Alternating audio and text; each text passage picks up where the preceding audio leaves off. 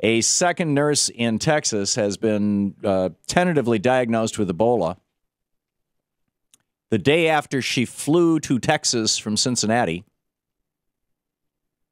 which has got Frontier Airlines rather worried. They're contacting the 130-some-odd people who were on that plane,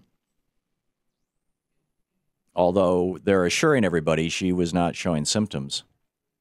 You know, Shano raised an interesting point just as we were about to go on the air. He said the Republicans are saying we need to lock down, we need to stop the flights coming out of West Africa, right? No more flights out of course, there are no flights from Liberia or Guinea or Sierra Leone directly into the United States anyway.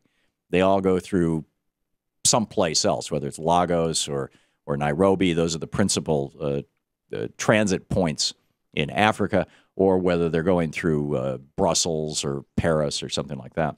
Air France was flying those routes. I don't know if they've stopped or not.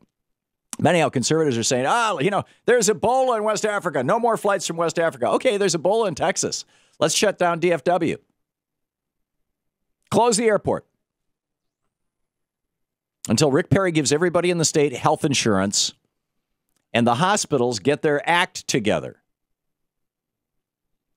And the hospitals getting their act together, why would they not? Well, it might have something to do with privatization.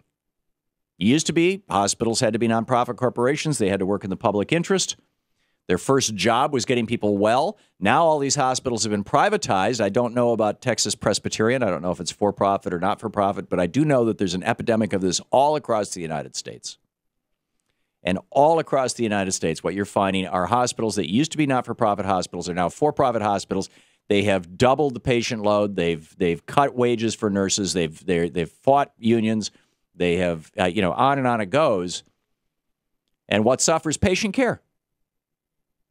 We got some of the crummiest health outcomes in the developed world here in the United States. And why? Because the profit motive.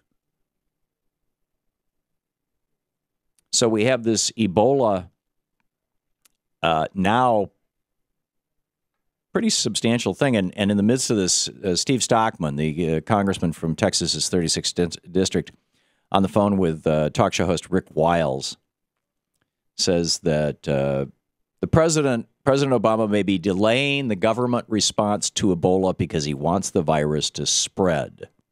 Because once it spreads, he can declare a state of national emergency and take over everything.